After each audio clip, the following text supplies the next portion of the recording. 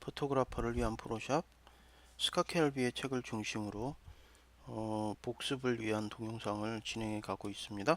이번에는요, 지금까지 지난 동영상에서 다뤘던 부분들은 챕터 5였었는데요. 챕터 5 이후에 6하고 7은 그 내용들의 대부분들이 포토샵 일반에 관한 것들이기 때문에 스킵을 하고요. 포토샵 중에서 포토그래퍼들이 아주 중요하게 다루셔야 될 부분이 HDR 부분인데요. 그게 이제 챕터 8부터 다뤄지고 있죠. 그래서 6하고 7이 건너뛰지만 여러분들이 6하고 7 쪽에서도 좀 아시고 넘어가야 될 부분이 있어요. 그래서 그 부분들을 먼저 짚고 그 다음에 넘어가고 그 다음에 챕터 8으로 들어가도록 하겠습니다. 그러면 먼저 여러분들께서 아셔야 될 거는 사진이 있을 때 과연 내 사진이 실제적으로 이 인쇄를 했을 때 얼마의 사이즈로 이것이 인쇄될 수 있을지 그것을 갖다 여러분들이 아시는 게 필요합니다. 여기 챕터 7에 나온 이 사진을 하나 열어보도록 하겠습니다. 네, 이 사진이 있죠. 자, 그럼 우리가 이 사진을 프린터로 이제 인쇄를 할 때 어떤 기준으로 해서 어떻게 인쇄를 하나요? 자, 일단은 이 사진의 사이즈를 먼저 볼 때는 이미지 가서 이미지 사이즈로 가죠. 네, 이미지 사이즈로 가시게 되면 여기에 가장 기본적으로 나온 이미지의 사이즈는요, 여기에 단위가 픽셀입니다. 그래서 여기 보시면 디멘전에서 830 픽셀 곱하기 830으로 이렇게 나와 있죠. 네, 이렇게 나와 있는데요. 그런데 이것이 우리가 실제 인쇄를 했을 때는 어떻게 나올 건지 한번 사이즈를 조정을 한번 해보도록 하겠습니다. 자, 이 레졸루션과 실제 인쇄되는 거의 상관관계가 상당히 여러분들이 헷갈리시는 그러한 팩터인데요. 제가 그걸 위해서 준비를 약간 해본 게 있습니다. 자, 이걸 한번 볼까요? 자, 이거 보시면요, 물론 여기가 20 by 20으로 구성을 했습니다. 하지만 자, 여러분들이 만약에 이거를 하나의 픽셀로 봐서, 네, 이것들이 이제 픽셀로 쭉 봐서 여기가 만약에 200 by 200 by 또 200이다, 이러한 픽셀이다, 이러한 사진이 있다고 한번 가정해 보죠. 자, 그리고 제가 오늘 또 한 번 다시 분명히 말씀드리는데요, 사진의 사이즈, 사진의 진짜 사이즈는 픽셀입니다. 얼마나 많은 이러한 그 네모의 셀로 사진이 구성되어 있느냐, 그것이 바로 사진의 진짜 사이즈예요. 그래서 여러분들께서 카메라 같은 거, 새로운 카메라가 나오거나 아니면 기존 카메라 같은 거 구입을 하실 때 보면은 이 사진의 성능을 나타내는 첫째 지표가 뭐 몇 바이 몇 혹은 몇 메가픽셀 이렇게 나오죠. 지금 나이콘 D850이 45 메가픽셀로 나오는데요.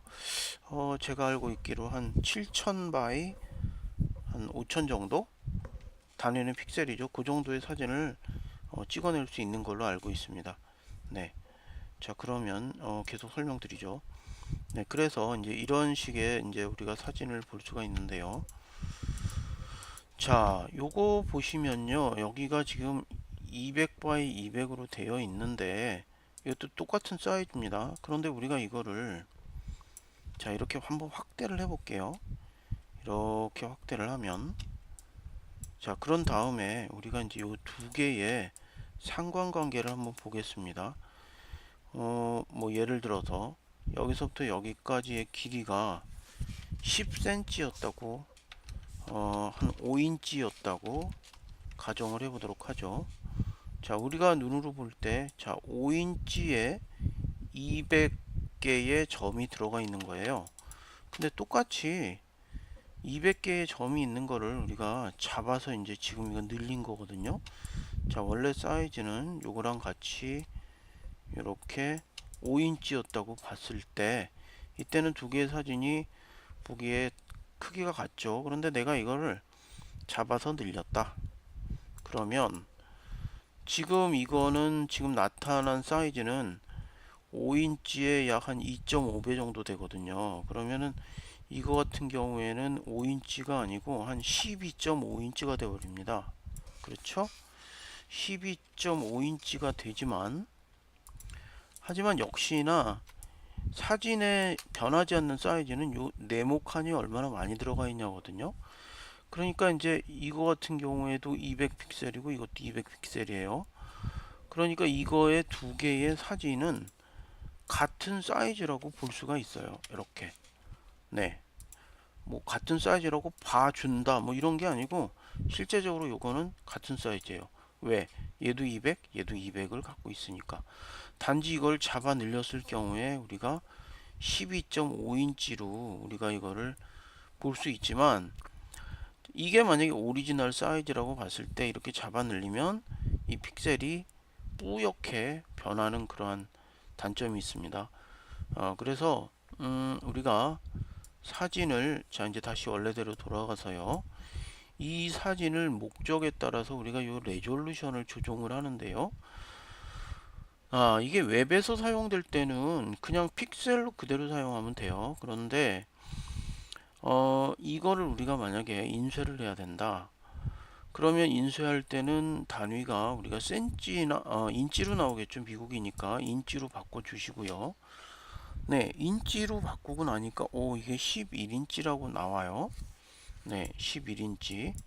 하지만 여기에서 이제 또 중요한 팩터는 1인치당 점이 몇 개가 들어가 있느냐, 그게 중요한 요소인데요.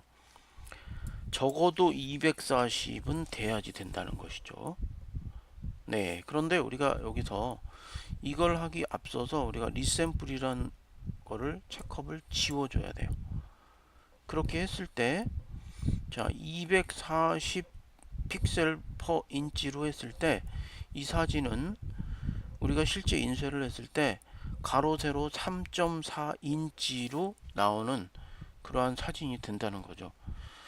자, 하지만 이제 우리가 조금 더 고해상도로 우리가 권장하는 그러한 퀄러티는 300 픽셀 퍼 인치거든요.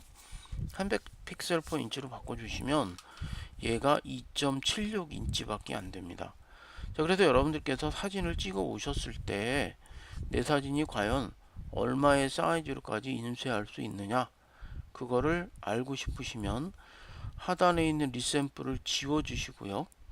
그 다음에 여기에 레졸루션을 300 픽셀 퍼 인치로 고쳐 주시고, 또 여기에 이 단위를 인치로 바꿔 주시면 여러분들이 갖고 있는 이 사진이 얼마의 크기로 인쇄될 수 있는지 그걸 여러분들이 아실 수가 있습니다. 이 관계에 대해서 여러분들께서 좀 아실 필요가 있어요. 왜냐하면 포토그래퍼들이 사진을 찍고 나면 그걸 가지고 우리가 대부분 최종적으로는 우리가 출력을 해서 벽에 걸거나 하거든요. 하지만 이걸 만약에 내 사진 동호회에서 이거를 웹사이트에 올리기 위해서 이걸 달라고 그랬다. 그러면은 이거는 의미가 없어요. 뭐 지금 조정했던 거는 그냥 그저 여기를 픽셀로 바꿔줘 버리세요. 이렇게 픽셀로 요거를 샘플을 해주고 여기를 픽셀로 해주세요. 픽셀로 해주시고 나면 이게 이제 829 by 829로 되죠. 그러면 이제 웹사이트에 올릴 때는 항상 단위가 뭐 레졸루션도 따지지도 않습니다. 단위가 몇 바이 몇으로 물어보는데요. 뭐 예를 들면 가로가 1200을 넘지 말 것, 뭐 이런 식으로 그렇게 해서 픽셀로 주시면 됩니다. 네, 그 여러분들이 요 픽셀과 그 다음에 여기 인치 간의 그 상관관계들, 그런 거 이렇게 해서 정리하시면 되고요. 자, 그 다음에 여러분들께서 여러분들께 또 하나 알려드리고 싶은 건 뭐가 있냐면요. 자, 이런 사진을 볼까요, 한번.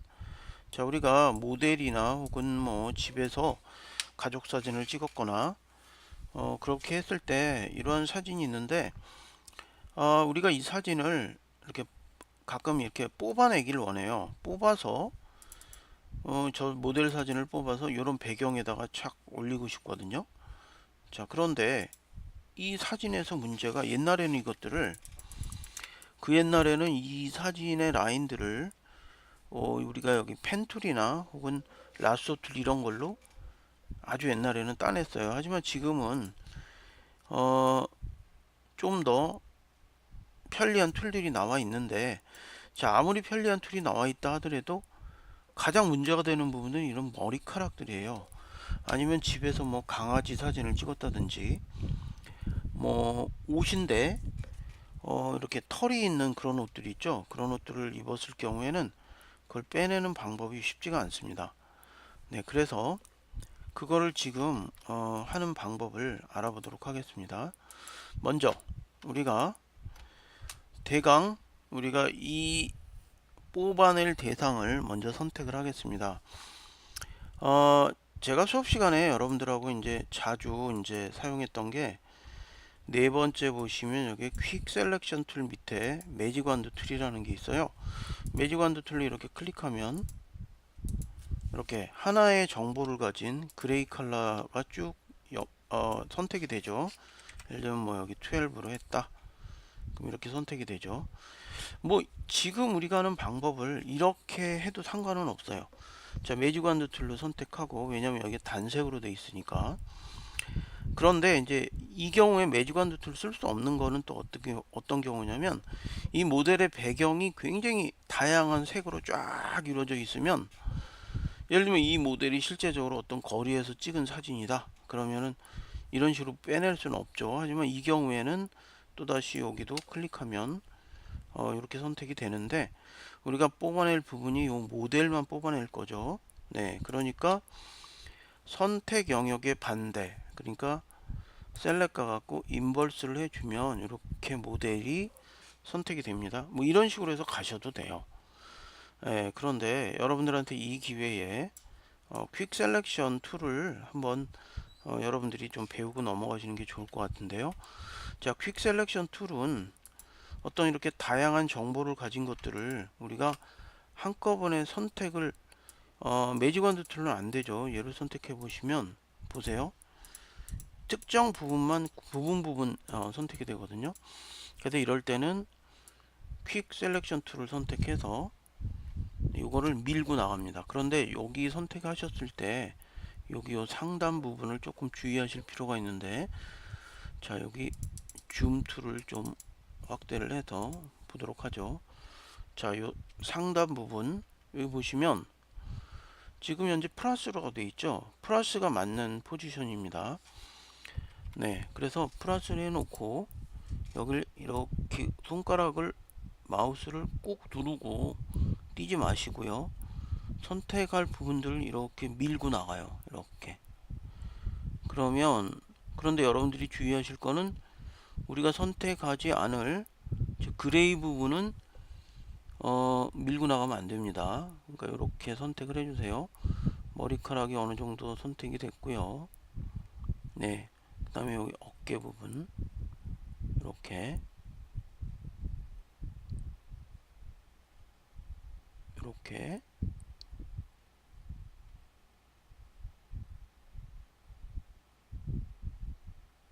네, 이렇게 하시면 선택이 됐는데요. 살짝 문제가 있어요. 뭐냐, 여기 보시면 여기 백 사이에 여기 그레이 부분, 또 여기에도 이게 선택이 되지 말아야 되는데 됐죠. 자, 그거를 빼려면 여기 가보시면 마이너스가 있어요. 이걸 가갖고 이렇게 해주시면 되는데, 또 과하게 선택됐죠.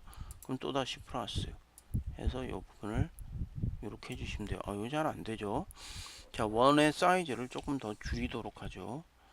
자, 마이너스 해서 또 이렇게 해주시고, 자, 좀 랍하게 하시면 돼요. 네, 이렇게 하시면 됩니다. 자, 그 다음에 이제 확인을 한번 해볼까요? 이 상태에서 확인을 하려면 여기 하단에 요거 버튼을 눌러 주시면 여기가 퀵 마스크 모드입니다. 선택이 안 된 부분은 여기 선택이 안 된 부분은 빨갛게 표시가 되죠. 여기 우리 잘못됐네요. 그럼 여기 밖에 나가서 또 할 수도 있겠지만, 여기서 자, 빨간 물감을 없애려면 어떻게 한다? 지우개로 지워버리시면 돼요. 네, 이렇게 지우개로 지우실 때는 여러분들이 요 그 라운드 부분이 하드하게 그렇게 되게 100%로 우리가 조절을 한 다음에 하셔야 되겠죠. 여기도 마찬가지고요. 네. 네, 다시 퀵 마스크 모드를 끕니다. 요 버튼을 눌러서. 자, 이제 우리에게 주어진 툴이 뭐가 있냐면요. 자, 반드시 이 셀렉트 마스크라는 곳으로 가기 위해서는 선택 툴, 라sso 툴이나 아니면 우리가 방금 사용했던 퀵 셀렉션 툴을 클릭해 주셔야 됩니다. 그럼 여기에 상단에 셀렉트 마스크로 들어가게 되는데요. 이걸 클릭하시고요. 자, 이거는 지금 제가 아까 작업을 먼저 앞에 하던 게 있어서 그런데, 자, 여러분은 일반적으로 이 어니언 스킨이나 아니면 뭐 여기 오버레이로 들어가게 되는데요.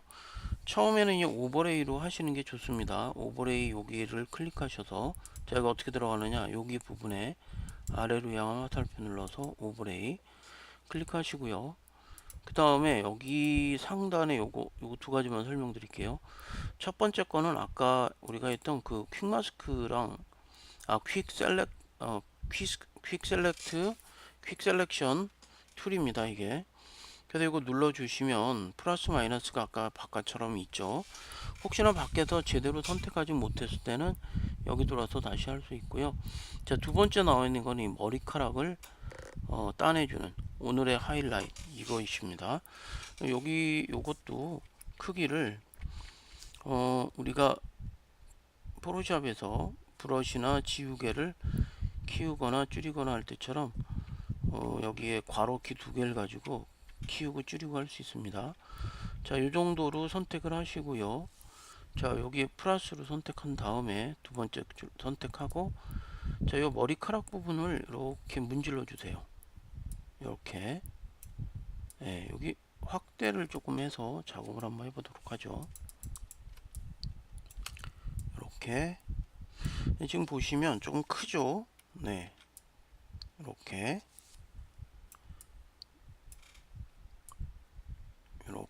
선택 안 된 부분들, 바깥 부분들 가서 문질러 주십시오. 바깥에 아웃라인들을. 그런데 여기 부분은 우리가 여기는 빨갛게 돼 있으면 안 되죠.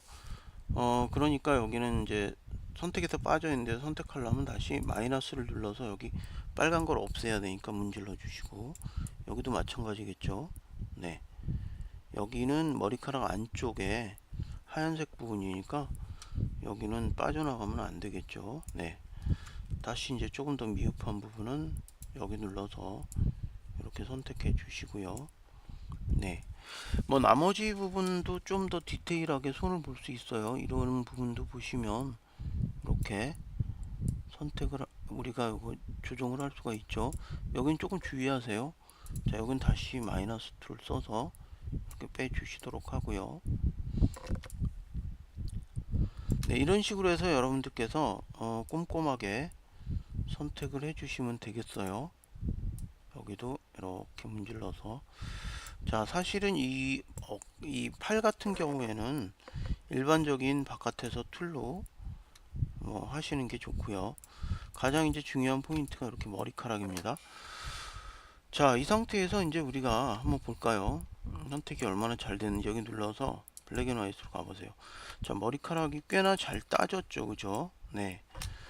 네, 그런데 여기에서 스무드를 올려버리면 여기가 날카롭게 따졌던 거 이렇게 날라갑니다. 네, 이거 올리시면 안 되겠죠? 페더도 우리가 올려버리시면 이게 뿌옇게 퍼져버리고, 자, 컨트라스트를 올리면 따졌던 부분들이 더 선명하게 돼요. 하지만 이런 부분들이 날아가니까 이것도 뭐 제로로 놔두는 게 좋겠고요.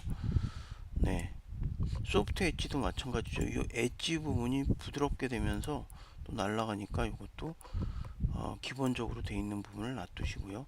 자, 이렇게 다 됐으면 OK를 눌러 주시면, 자, 머리카락을 포함해서 사람이 이렇게 선택이 됩니다. 그러면 이 사람을 우리가 여기로 옮겨 보도록 하죠. 자, 이렇게 선택된 사람을, 자, 첫 번째 무브 툴을 써서 이렇게 끌고 갑니다.